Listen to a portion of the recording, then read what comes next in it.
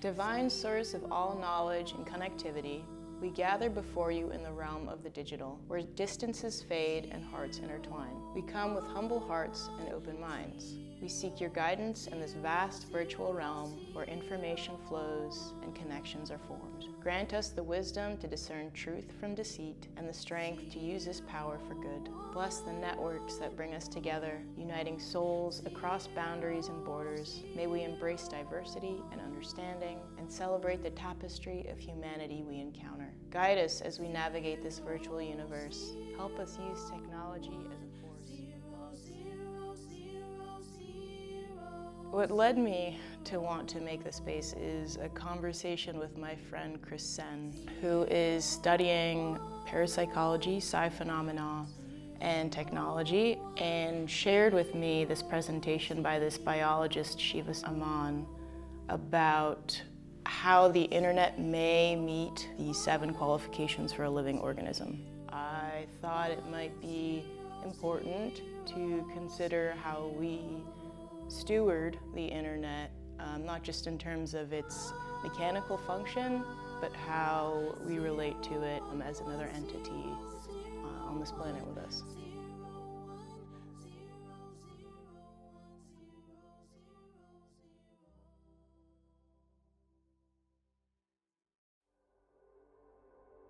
The piece is titled Bless Your Hard Drive. It's a round earthen temple dedicated to prayers for the internet. I decided to make the space out of organic materials, mud, wood, leather, etc., and to actually try to keep no cybernetic materials in here and as few synthetic materials as possible.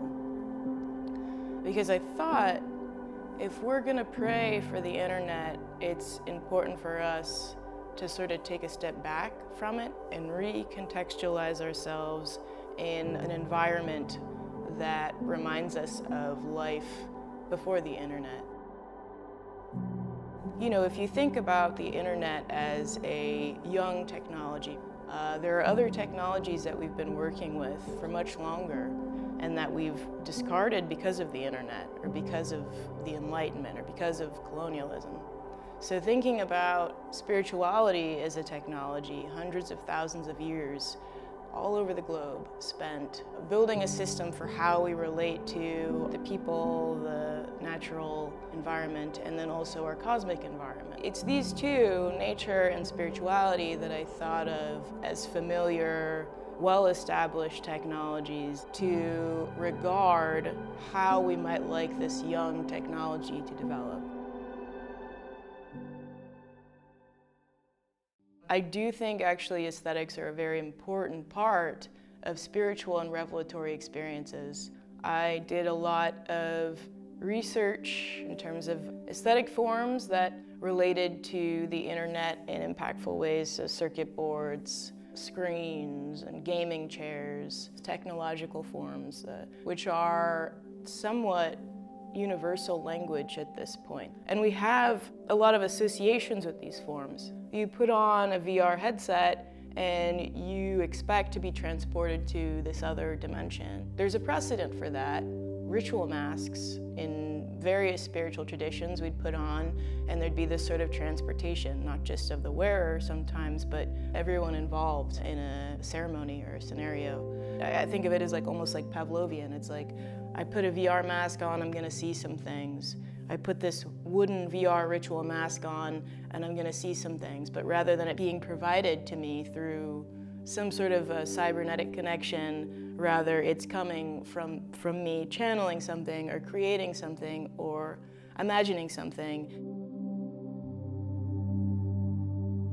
My family is like, one side they're Catholic, and then on another side there's some like a Southern Hoodoo connection. I have family in West Africa that practices Ifa and have brought me into their practices.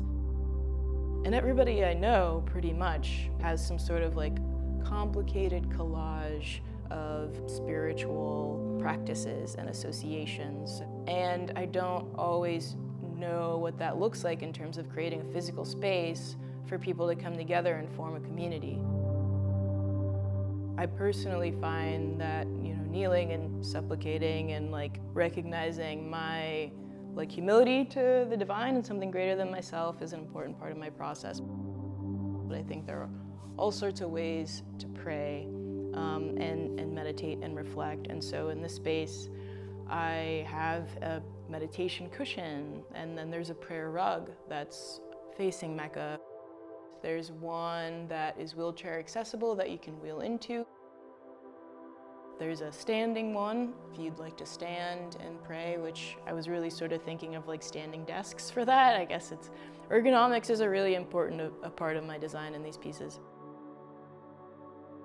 And then there's one that's just a chair based on the gaming chair and thinking about, or Quaker circles of friends where you just sort of sit. So I wanted to make a space where, regardless of where you're coming from, like what your orientation is, you could create community, be in community, and pray however it is that you pray to whatever it is you pray. Because honestly, I make these spaces for me, and I'm also just trying to entice people to come play, pray with me.